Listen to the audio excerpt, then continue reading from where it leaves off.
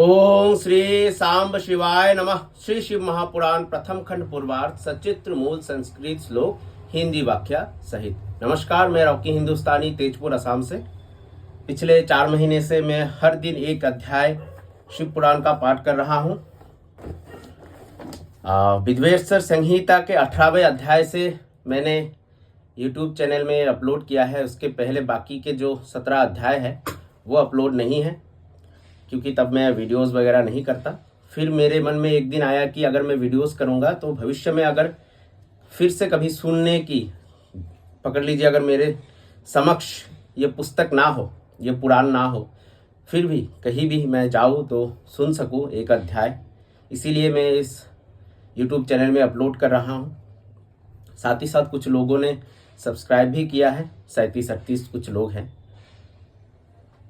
तो अगर आप लोगों को भी रुचि हो इन सब चीज़ों में तो सुनिए, देखिए, सब्सक्राइब कीजिए। चलिए शुरू करते हैं। आज मैं श्री शिव महापुराण के अंतर्गत जो रुद्र संहिता है उसका जो 3य खंड है, पार्वती खंड, वहाँ अथो पंचो त्रिशोध्याय यानी के 35वें अध्याय का पाठ करने जा रहा हूँ। ध्यानपूर्वक सुने, भूल त्रुटि होने से क्षमा करें। अथो पंचो त्रिशोध्याय। धर्मराज द्वारा मुनि पिप्पलाद की भार्या सती पद्मा के पतिव्रत्य की परीक्षा, पद्मा द्वारा धर्मराज को शाप प्रदान करना तथा पुनः चारों युगों में शाप की व्यवस्था करना। पतिव्रत्य से प्रसन्न हो धर्मराज द्वारा पद्मा को अनेक वर प्रदान करना। महर्षि वशिष्ठ द्वारा हिमबान से पद्मा के दृष्टांत द्वारा अपनी पुत्री शिव को सौंपने के लिए कहना। नारद जी बोले, नारद जी और ब्रह्मदेव के बीच में ये कथोपकथन हो रही है। नारद जी बोले, हे तात, अनरण्य के कन्यादान संबंधी चरित्र को सुनकर गिरि श्रेष्ठ ने क्या किया उसे कहिए। ब्रह्मा जी बोले, हे तात, अनरण्य का कन्यादान संबंधी चरित्र सुनकर गिरिराज ने हाथ जोड़कर वशिष्ठ जी से पुनः पूछा। शैलेश बोले, जो हिमालय है, हिमबान है, हे वशिष्ठ, हे मुनि शार्दुल, हे ब्रह्मपुत्र, हे कृपा निधे, आपने अनरण्य का परम अद्भुत चरित्र कहा। तदंतर अनरण्य की कन्या ने पिप्पलाद मुनि को पति रूप में प्राप्त करने के अनंतर क्या किया, वो सुखदायक चरित्र आप कहिए। वशिष्ठ जी फिर हिमबान को अनरण्य की कन्या और पिप्पलाद मुनि के बारे में बता रहे हैं। अवस्था से जर्जर मुनि श्रेष्ठ पिप्पलाद अनरण्य की उस कन्या के साथ अपने आश्रम में जाकर बड़े प्रेम से निवास करने लगे। हे गिरिराज, वे वहां वन में श्रेष्ठ पर्वत पर इंद्रियों को वश में करके तपस्या परायण हो नित्य अपने धर्म का पालन करने लगे।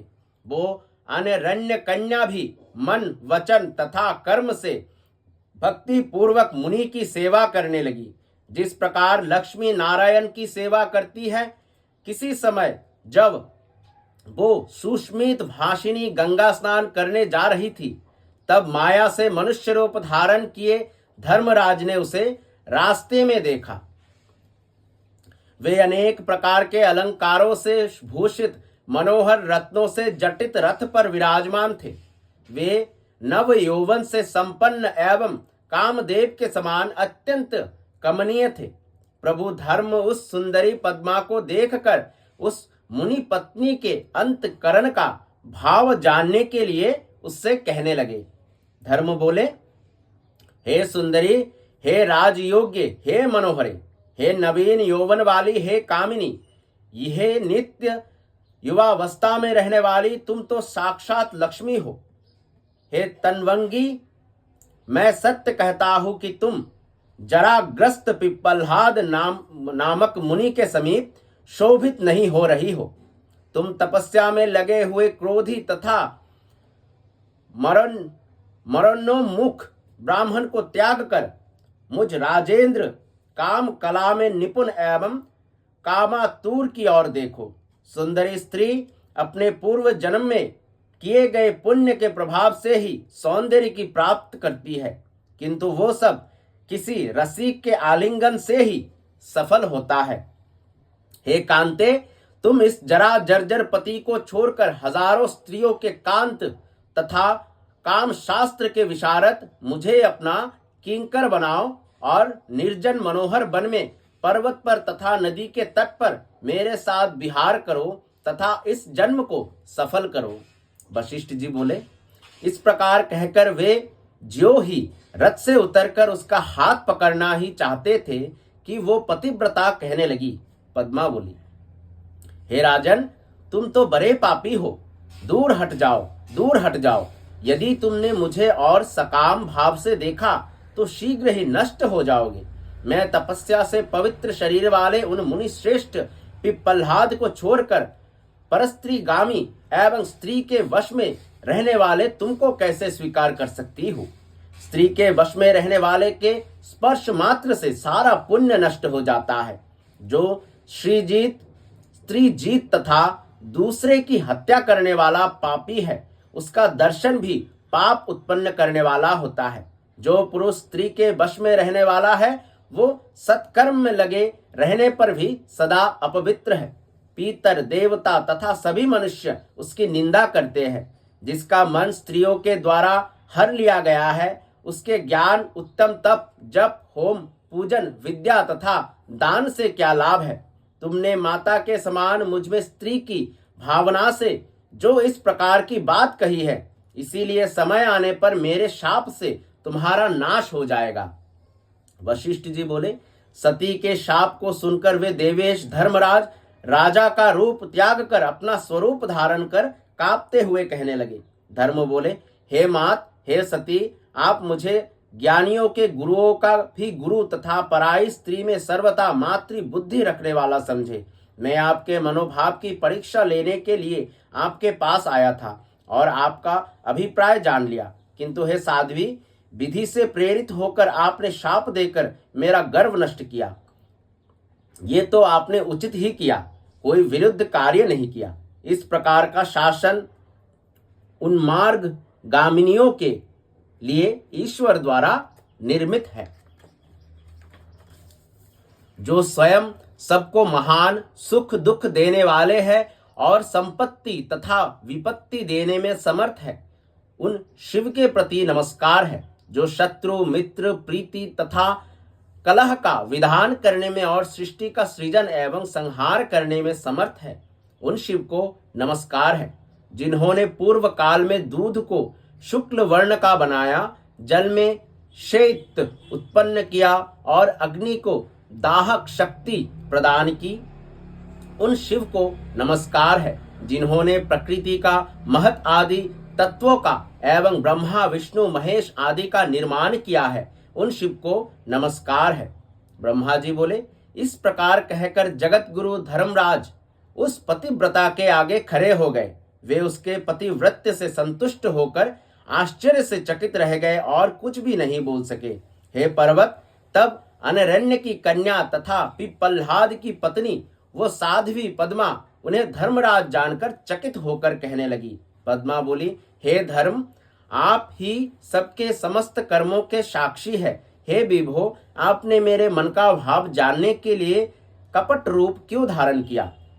हे ब्राह्मणों, ये जो कुछ मैंने किया उसमें मेरा अपराध नहीं है। हे धर्म, मैंने अज्ञान से स्त्री स्वभाव के कारण आपको व्यर्थ ही शाप दे दिया। मैं इस समय यही सोच रही हूँ कि उस शाप की क्या व्यवस्था होनी चाहिए। मेरे चित्त में अब वो बुद्धि स्फुरित हो जिससे मैं शांति प्राप्त करूं। ये आकाश, सभी दिशाएं तथा वायु भले ही नष्ट हो जाए, किंतु पतिव्रता का शाप कभी नष्ट नहीं होता। हे देवराज, आप सत्य युग में अपने चारों पैरों से सभी समय पूर्णमासी के चंद्रमा के समान दिन रात शोभित रहते हैं। यदि आप नष्ट हो जाएंगे तब तो सृष्टि का ही नाश हो जाएगा।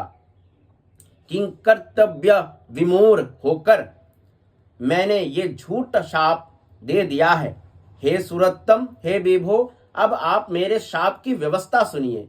त्रेता युग में आपका एक पाद, द्वापर में 2 पाद और कलयुग में 3 पाद नष्ट होगा और कली के अंत में आपके सभी पाद नष्ट हो जाएंगे। तदंतर सत्ययुग आने पर आप पुनः पूर्ण हो जाएंगे। इस लाइन को ध्यान से सुनिए, ये बहुत बड़ी बात है और इसका जो चाक्षुष प्रमाण हमारे भारतवर्ष के एक मंदिर में है, जहाँ की शिव मंदिर है, उसके 4 खंबे थे, अभी एक ही खंबा है, 3 खंबा नहीं है। कलयुग में वो भी नष्ट हो जाएगा एक दिन। हे सुरत्तम, हे विभो, अब आप मेरे शाप की व्यवस्था सुनिए। त्रेता युग में आपका 1 पाद, द्वापर में 2 पाद और कलयुग में 3 पाद नष्ट होगा और कली के अंत में आपके सभी पाद नष्ट हो जाएंगे। तदंतर सत्ययुग आने पर आप पुनः पूर्ण हो जाएंगे। सत्ययुग में आप सर्वव्यापक रहेंगे और अन्य युगों में युग व्यवस्थानुसार आप कहीं कहीं जैसे तैसे घटते बढ़ते रहेंगे। मेरा ये सत्य वचन आपके लिए सुखदायक हो। हे विभो, अब मैं अपने पति की सेवा के लिए जा रही हूँ और आप अपने घर जाए। ब्रह्मा जी बोले, हे ब्रह्मपुत्र नारद, पद्मा की इस वचन को सुनकर धर्मराज प्रसन्न हो गए और इस प्रकार कहने वाली उस साध्वी से कहने लगे। धर्म बोले, हे पतिव्रते, तुम धन्य हो, तुम पति भक्त हो, तुम्हारा कल्याण हो, तुम वर स्वीकार करो। तुम्हारा स्वामी तुम्हारी रक्षा करने के कारण युवा हो जाए, तुम्हारा पति रति में शूर, धार्मिक, रूपवान, गुणवान, वक्ता और सदा स्थिर यौवन वाला हो। हे शुभे, वो मार्कंड्य से भी बढ़कर चिरंजीवी हो, कुबेर से भी अधिक धनवान तथा इंद्र से भी अधिक ऐश्वर्यशाली हो। वो विष्णु के समान शिव भक्त, कपिल के समान सिद्ध, बुद्धि में बृहस्पति के समान तथा समद दर्शिता में ब्रह्मदेव के समान हो। तुम जीवन पर्यंत स्वामी के सौभाग्य से संयुक्त रहो और हे सुभगे, हे देवी, तुम्हारा भी यौवन स्थिर रहे। तुम अपने पति से भी अधिक चिरंजीवी एवं गुणवान 10 पुत्रों की माता होगी, इसमें संदेह नहीं। हे साध्वी, तुम्हारे घर नाना प्रकार की संपत्ति से पूर्ण, निरंतर प्रकाश युक्त तथा कुबेर के भवन से भी श्रेष्ठ हो। वशिष्ठ बोले, हे गिरिश्रेष्ठ। इस प्रकार कहकर धर्मराज चुप होकर खड़े हो गए और वो भी उनकी प्रदक्षिणा कर उन्हें प्रणाम करके अपने घर चली गई। धर्मराज भी पद्मा को आशीर्वाद देकर अपने घर चले गए और वे प्रत्येक सभा में प्रसन्न मन से पद्मा की प्रशंसा करने लगे।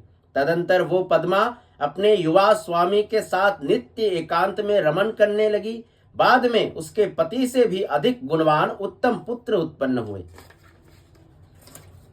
स्त्री एवं पुरुषों को सुख देने वाली सारी संपत्ति उनके पास हो गई, जो सब प्रकार के आनंद को बढ़ाने वाली और इस लोक तथा परलोक में कल्याणकारिणी हुई। हे शैलेंद्र, उन दोनों स्त्री पुरुष का ये सारा पुरातन इतिहास मैंने आपसे वर्णन किया और आपने इसे अत्यंत आदर पूर्वक सुना। अतः आप इस चरित्र को जानकर अपनी कन्या पार्वती को शिवजी को प्रदान कीजिए और हे शैलेंद्र, अपनी स्त्री मेना के सहित अपना हठ छोड़ दीजिए। 1 सप्ताह बीतने पर एक दुर्लभ उत्तम शुभ योग आ रहा है।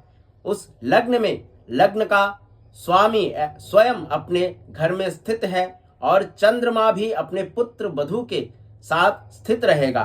चंद्रमा रोहिणी युक्त होगा, इसीलिए चंद्र तथा तारा गणों का योग भी उत्तम है। मार्ग शीर्ष का महीना है, उसमें भी सर्व दोष विवर्जित चंद्रवार का दिन है। वो लग्न सभी उत्तम ग्रहों से युक्त तथा नीच ग्रहों की दृष्टि से रहित है। उस शुभ लग्न में बृहस्पति उत्तम संतान तथा पति का सौभाग्य प्रदान करने वाले हैं। हे पर्वत, ऐसे शुभ लग्न में अपनी कन्या मूल प्रकृति रूपा ईश्वरी जगदम्बा को जगत पिता शिव जी के लिए प्रदान करके आप कृतार्थ हो जाएंगे। ब्रह्मा जी बोले, हे नारद, ये कहकर ज्ञानियों में श्रेष्ठ मणि शार्दुल वशिष्ठ जी अनेक लीला करने वाले प्रभु शिव का स्मरण करके चुप हो गए। इसी प्रकार श्री शिव महापुराण के अंतर्गत द्वितीय रुद्र संहिता के 3 पार्वती खंड में पद्मा पिप्पलहाद चरित्र वर्णन नामक 35वां अध्याय पूर्ण हुआ। तो कैसा लगा ये अध्याय आप लोगों को ज़रूर बताइए, कमेंट भी कीजिए, मेरा कमेंट ऑप्शन खुला है, और सब्सक्राइब कीजिए ताकि आने वाले प्रजन्म को इन सब चीज़ों के बारे में पता चले। जो मुझे तो पता नहीं था कि शिव और माता पार्वती के विवाह के दौरान ऐसी एक कहानी जो मुनि पिप्पलहाद और पद्मा की, अनरण्य की, धर्मराज के शाप की, धर्मराज ने पद्मा को जो वर दिया, उन सब के बारे में पता चलेगा। तो चलिए आने वाले अध्याय षटोत्रिंशोध्याय यानी कि 36वें अध्याय में हम सप्तऋषियों के समझाने पर हिमबान का शिव के साथ अपनी पुत्री के विवाह का निश्चय करना, सप्तऋषियों द्वारा शिव के पास जाकर उन्हें संपूर्ण वृत्तांत बताकर अपने धाम को जाना। तो आखिर में भगवान शिव और माता पार्वती का विवाह निश्चित होने वाला है। तब तक के लिए धन्यवाद। सांब सदाशिव सांब, सदाशिव सांब, सदाशिव सांब, सदाशिव सांब, सदाशिव हरि शंभु।